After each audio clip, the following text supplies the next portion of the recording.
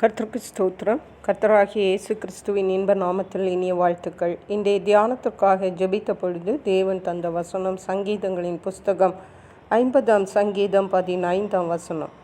ஆபத்து காலத்தில் என்னை நோக்கி கூப்பிடு, நான் உன்னை விடுவிப்பேன், நீ என்னை மகிமைப்படுத்துவாய். நம்முடைய கர்த்தராகிய இயேசு கிறிஸ்து எப்பொழுதும் நம்முடைய ஜெபங்களை கேட்கிற தேவனாக இருக்கிறார். அவர் சொல்லுகிறார், ஆபத்து காலத்தில் என்னை நோக்கி கூப்பிடு. ஆபத்து காலம் என்று சொல்லும் பொழுது யாருமே உதவி செய்ய முன் வராத ஒரு காலம், ஒரு இக்கட்டான ஒரு காலம், ஒரு திக்கற்ற ஒரு காலம். அந்த காலத்தில் நீ என்னை நோக்கி கூப்பிடு அப்படி என்று இயேசு சொல்லுகிறார்.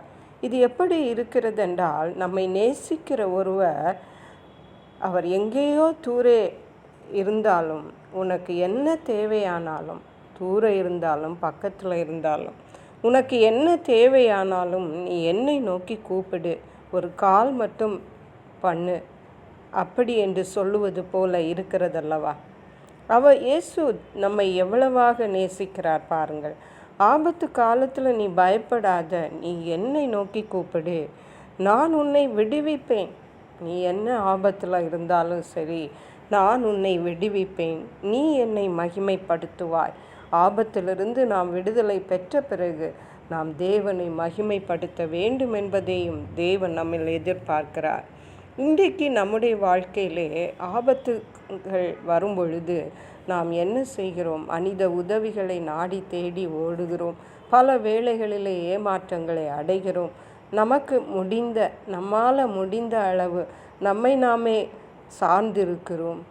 இப்படிப்பட்ட காரியங்களிலே நம்முடைய ஆர்வங்களை நாம் செலுத்துகிறோம், நம்முடைய நேரங்களையும் செலுத்துகிறோம், வீணடிக்கிறோம். ஆனால் நம்முடைய ஆபத்து நேரத்தில், நமக்கு தேவையான நேரங்களில், தேவையோடு இருக்கிற நேரங்களில் கர்த்தரை நோக்கி பார்ப்போமானால், தேவனை கூப்பிடுவோமானால் அவர் நம்மை விடுவிப்பது உறுதி. அவரை நாம் மகிமைப்படுத்த வேண்டும்.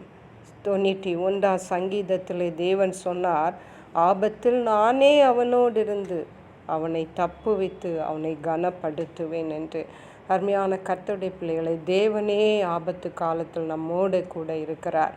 நாம் நினைக்கலாம், யாருமே இல்லை இந்த பாதை வழியாக, இந்த ஆபத்தான இந்த பாதை வழியாக நான் மட்டும்தான் கடந்து போகிறேன் என்று நினைக்கலாம்.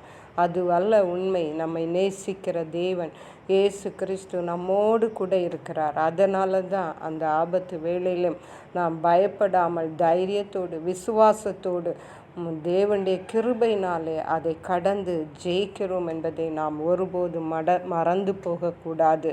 அவர் நம்மோடு கூட இருக்கிறபடியால் நம்மை தப்புவிப்பார், நம்மை கனப்படுத்துவார். ஹல்லேலூயா.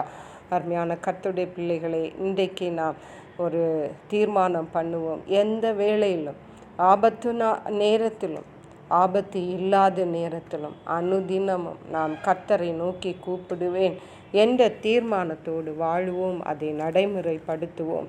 தேவனுடைய ஆசீர்வாதங்களையும் விடுதலையும் பெற்று மகிழ்வோம். கர்த்தர் தாமே இந்த வார்த்தைகளை ஆசீர்வதிப்பாராக. ஜெபிப்போம். எங்களை கிருபையா நேசித்து பாதுகாத்து வழி நடத்துகிற எங்கள் அன்பின் தகப்பனே, ஆசீர்வதிக்கப்பட்ட இந்த நல்ல நாளுக்காக நன்றி. இந்த நாளிலும் ஆபத்து காலத்தில் என்னை நோக்கி கூப்பிடுங்கள் என்று எங்களோடு நீர் பேசியிருக்கீங்கப்பா. நீர் எங்களை விடுவிக்கிற தேவனாயிருக்கிறபடியால் நன்றி. நீர் எங்கள் மேல் பாராட்டி வருகிற உம்முடைய கிருபைகளுக்காக, இரக்கங்களுக்காக, அன்பிற்காக, தயவிற்காக, உண்மைக்காக கோடி ஸ்தோத்திரங்களை செலுத்துகிறோம். நன்றி பரிசுத்த ஆவியானவரே. துதி கன மகிமை உமக்கே செலுத்துகிறோம். மீட்பரும் இரட்சகருமாகிய இயேசு கிறிஸ்துவின் இன்ப நாமத்தில் ஜெபிக்கிறோம் எங்கள் அன்புள்ள பரமபிதாவே. ஆமென். God bless you.